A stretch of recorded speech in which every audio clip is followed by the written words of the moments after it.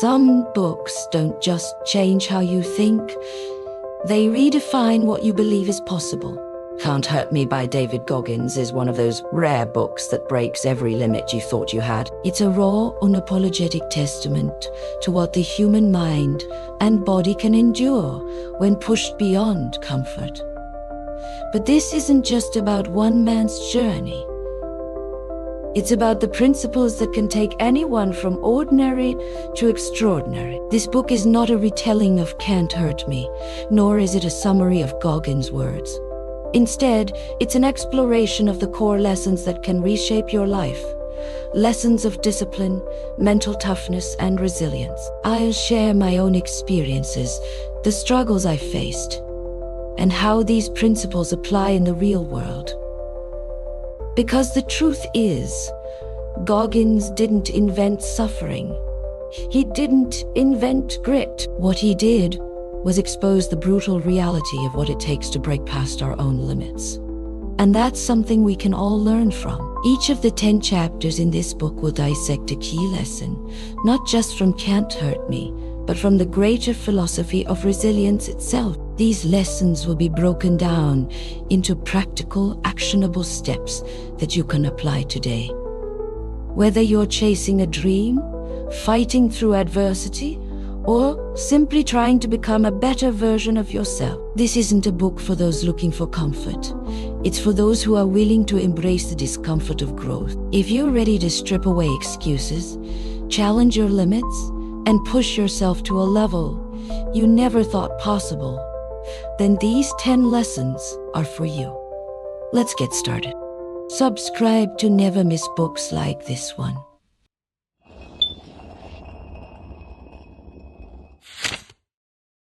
Chapter 1. Callous Your Mind. Turning Pain into Power. Most people run from it, numb it, or let it break them. But those who learn to embrace pain, who see it not as suffering, but as transformation, become unstoppable. Think about the calluses on a fighter's hands. They weren't there when he started. They formed through repeated impact, each strike toughening his skin until his fists became weapons. Your mind works the same way. The more you expose it to discomfort, the stronger it gets. But that process isn't easy.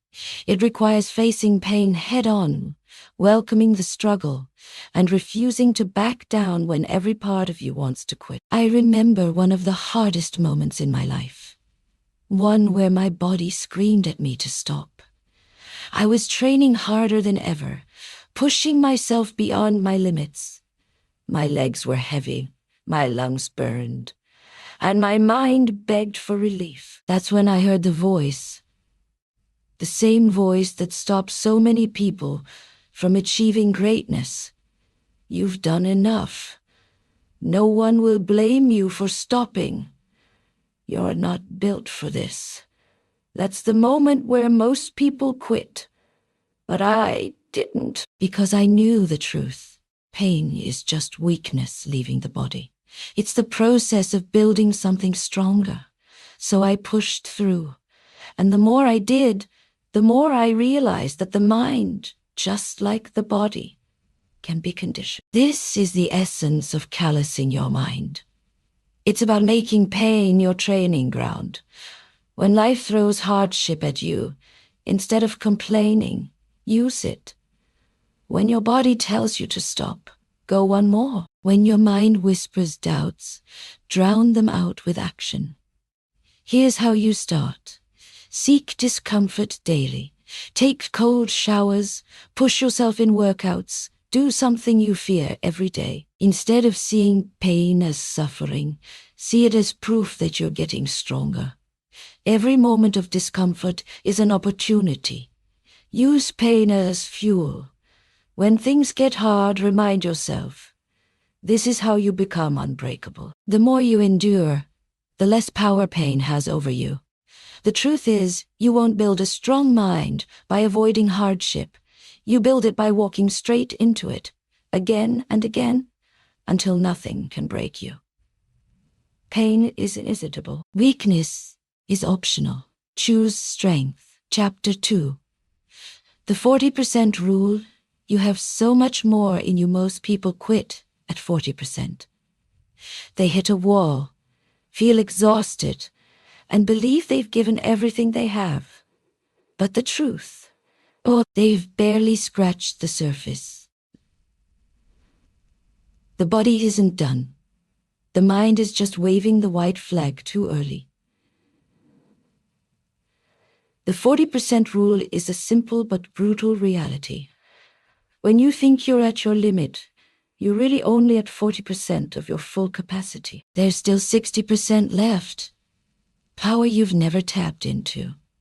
Strength you don't even know exists. But you won't find it in comfort. You find it in the moments where you want to quit. But you push anyway. I learned this lesson firsthand during a brutal training session. My muscles were locking up, my breath was ragged, and my mind was screaming for me to stop. "You're done," the voice inside said. But then I remembered this rule. You're only at 40%. So I pushed. One more rep, one more sprint. One more step past my supposed limit. And what happened? I didn't break. I broke through. The problem isn't that we can't go further. It's that we believe we can't. Your brain is wired to keep you safe, to avoid discomfort. But safety doesn't build champions.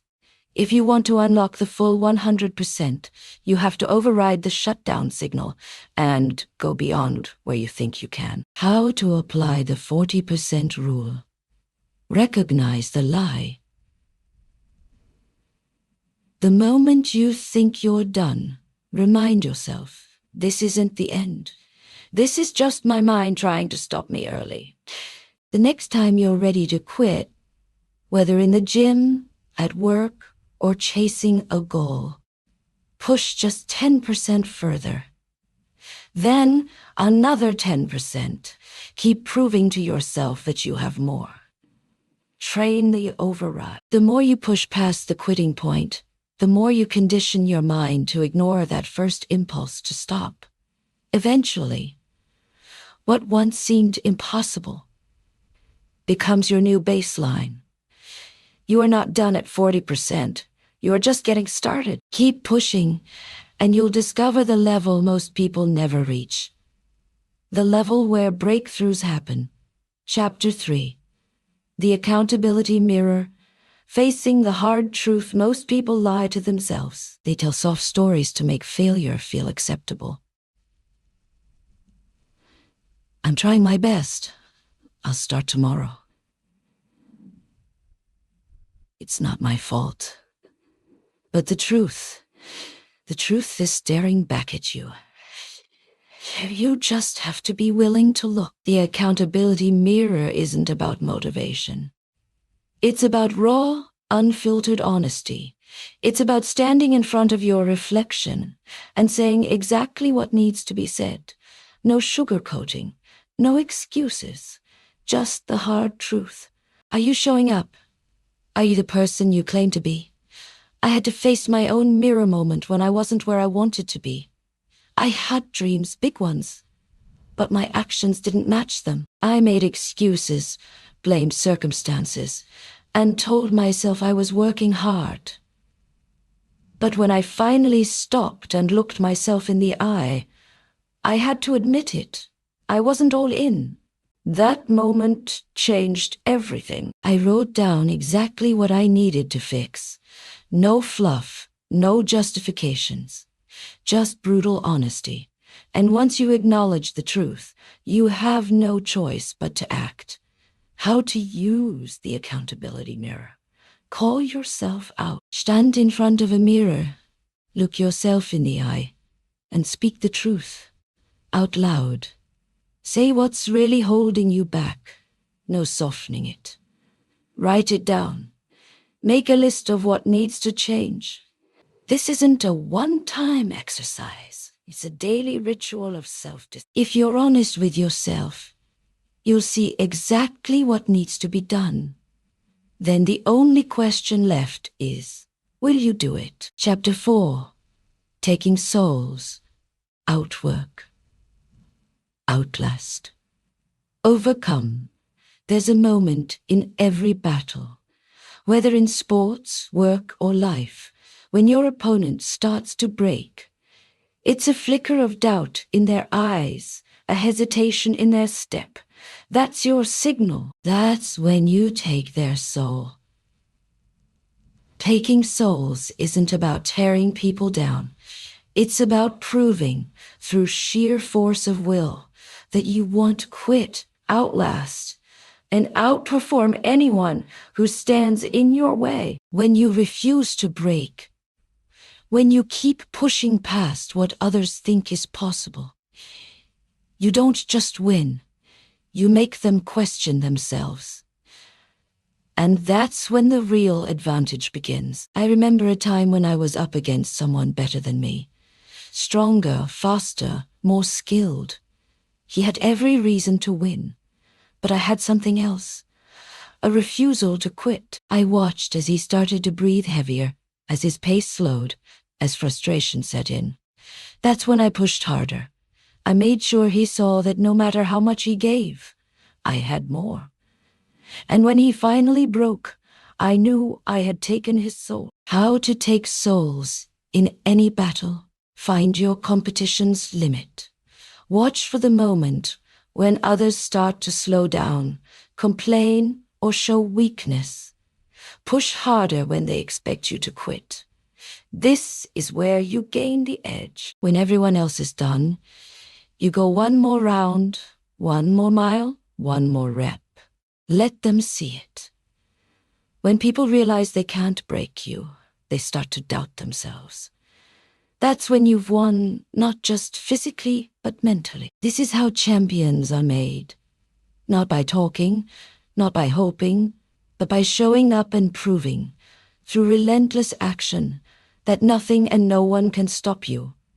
Take their soul, make them doubt, and then keep going. Chapter 5. Embrace the suck. Seek discomfort on purpose. Most people spend their lives avoiding discomfort. They stay inside their comfort zones, take the easy route, and do just enough to get by. But here's the truth. Strength isn't built when things are easy. If you want to become unstoppable, you have to embrace the suck. Pain, struggle, exhaustion. These aren't signs that you should stop.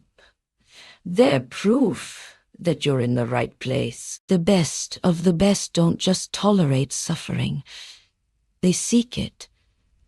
They look for the hardest path, the most brutal challenge, and they run toward it because they know that on the other side of that struggle is transformation. I remember a time when I was deep in a training session, drenched in sweat, muscles screaming, lungs on fire. Everything in me wanted to quit. That's when I realized I wasn't suffering. I was growing. This wasn't punishment. It was opportunity. And once you shift your mindset like that, the pain stops being an enemy. It becomes your greatest ally. How to embrace the suck. Do something uncomfortable every day. Cold showers, intense workouts, hard conversations. Seek discomfort on purpose. Reframe pain as progress. When things get tough, remind yourself, this is where I get stronger. Stop waiting for motivation. The work doesn't care how you feel. Show up anyway. Most people avoid the suck. That's the difference between staying the same and becoming something greater. So stop running from discomfort. Run toward it. Chapter 6. The power of a savage work. Ethic talent means nothing without work. Motivation is worthless without discipline. The people at the top, The ones who dominate in any field aren't just gifted. They outwork everyone around them, day in, day out, without excuses. A savage work ethic isn't about working when you feel good. It's about showing up when you're exhausted, unmotivated, and beaten down. It's about making discipline your default setting. The average person does the minimum and expects greatness. The savage does the maximum and expects nothing, just the chance to prove himself again tomorrow. I had to learn this the hard way. I thought I was working hard, until I saw what real work looked like. I saw people who didn't just train when it was convenient. They trained when they were sick, sore, and mentally drained. They put in extra hours while everyone else slept. And that's when I realized I wasn't doing enough. I was playing at being great. So I changed. I stopped counting the hours, stopped looking for an easy way, and just worked. And that's when I saw real progress. How to build a savage work ethic. Stop negotiating with yourself. The decision is already made. Whether you feel like it or not, you do the work. No debate. Go above and beyond. If your goal is 10 reps, do 12. If your run is 5 miles, do 6. Or do more than expected. Train like no one is watching. Don't work for approval. Work because that's who you are. Relentless, disciplined, unstoppable. This isn't about motivation. It's about identity. You either live with a savage work ethic or you don't. The choice is yours. Chapter 7, Master your mind. Control your thoughts. Control your life. Your mind is your strongest weapon or your greatest enemy. It can push you beyond your limits, or it can chain you to mediocrity. The difference, whether you control it or it controls you. Most people let their thoughts run wild. They let doubt, fear, and negativity dictate their actions. They listen to the voice that says, "You're not good enough. You should quit. This is too hard." But here's the truth. Your thoughts are not facts. They are just signals, and you get to decide whether to listen or override them. Champions don't let their emotions dictate their behavior. They take control. They master their minds. I had a moment when my mind almost broke me. I was deep in a brutal challenge, exhausted, body shutting down. My thoughts were screaming at me to quit. But then I realized I had a choice. I could accept those thoughts as truth, or I could reject them and push forward. The second I decided to take control, everything changed. I finished the challenge, not because my body had more to give, but because I refused to let my mind stop me. How to master your mind. Catch negative thoughts immediately. The moment doubt creeps in, shut it down. Replace "I can't" with "watch me." Rewire your responses to pain and struggle. Instead of seeing hardship as suffering, see it as growth. Learn to love discomfort. Take action despite fear. Confidence isn't built by thinking. You build it by doing. The more you push through fear, the weaker it gets. You control your mind, or it controls you. If you want to be unbreakable, take control. Make your mind work for you, not against you. Chapter 8. Defy the odds. Rewrite your own story. Everyone has a story they tell themselves. It's the narrative that shapes your life, your limits, and your potential. But here's the thing. Most of those stories are lies. They're stories you've accepted because they were easier to believe than the truth. I'm not good enough. I was dealt a bad hand.